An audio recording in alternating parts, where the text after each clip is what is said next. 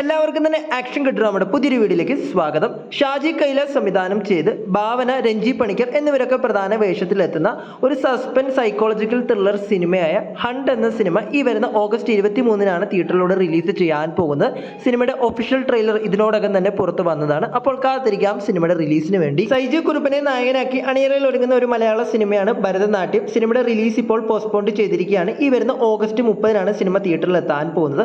അടുത്തൊരു OTT update ആയിട്ട് സുരാജ് വെഞ്ഞാറമ്മൂട്, കുഞ്ചാക്കോ ബോബൻ പ്രധാന വേഷത്തിലെത്തിയ ഗർ എന്ന സിനിമ ഈ വരുന്ന ഓഗസ്റ്റ് 20-ന്, അതായത് ഇന്ന് രാത്രിയോടെ തന്നെ ഡിസ്നി പ്ലസ് ഹോട്ട്സ്റ്റാറിലൂടെ റിലീസ് ചെയ്യും. നമ്മുടെ ലാലേട്ടൻ നായകനായി സംവിധാനം ചെയ്യുന്ന ബറോസ് എന്ന സിനിമയുടെ ഒഫീഷ്യൽ റിലീസ് ഡേറ്റ് ഇപ്പോൾ കൺഫേം ചെയ്തിട്ടുണ്ട്. സിനിമ ഓണം റിലീസിന് എത്തുമെന്ന് പറഞ്ഞിട്ടുണ്ടായിരുന്നുവെങ്കിലും സിനിമയുടെ ഓണം റിലീസ് പോസ്റ്റ്പോൺ ചെയ്തിട്ടുണ്ടായിരുന്നു. ഇപ്പോൾ ഇതാ സിനിമ ഈ വരുന്ന ഒക്ടോബർ 3-ാം തീയതിയാണ് തിയേറ്ററിൽ എത്താൻ പോകുന്നത്. ഇപ്പോൾ ഒഫീഷ്യലായിട്ട് കൺഫേം ചെയ്തിട്ടുണ്ട്. അപ്പോൾ കാത്തിരിക്കാം. അടുത്തതായി ഒരു പ്രധാനപ്പെട്ട റിലീസ് അപ്ഡേറ്റ് ആണ് നിങ്ങളെ അറിയിക്കാൻ പോകുന്നത്.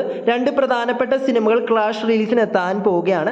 സൂര്യ നായകനായി വരുന്ന കങ്കുവ എന്ന സിനിമയും രജനീകാന്ത് നായകനായി വരുന്ന വേട്ടയാൻ എന്ന സിനിമയും ഈ വരുന്ന ഒക്ടോബർ 10-നാണ് റിലീസിന് എത്താൻ പോകുന്നതെന്ന് ഇപ്പോൾ ഒഫീഷ്യലായിട്ട് കൺഫേം ചെയ്തിട്ടുണ്ട്. നിങ്ങൾ ഏതൊരു തമിഴ് സിനിമയ്ക്ക് വേണ്ടിയാണ് കാത്തിരിക്കുന്നതെന്ന് തീർച്ചയായും കമന്റായി രേഖപ്പെടുത്തുക. അടുത്തൊരു അപ്ഡേറ്റ് ആയിട്ട് ഈ കഴിഞ്ഞ ഓഗസ്റ്റ് 15-ന് തിയേറ്ററിലൂടെ റിലീസ് ചെയ്ത പ്രധാനപ്പെട്ട 3 സിനിമകളാണ് തങ്കളൻ, വാഴ, നുണക്കുഴി.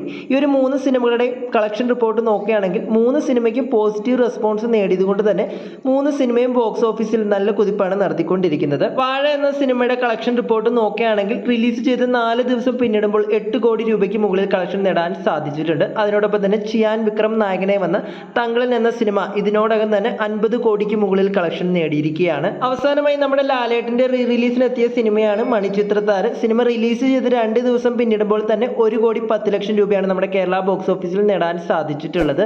അപ്പോൾ പുതുപുത്തൻ സിനിമാ വിശേഷങ്ങളും വാർത്തകളും അറിയുന്നതിന് വേണ്ടി നമ്മുടെ ചാനൽ തീർച്ചയായും സബ്സ്ക്രൈബ് ചെയ്യുക.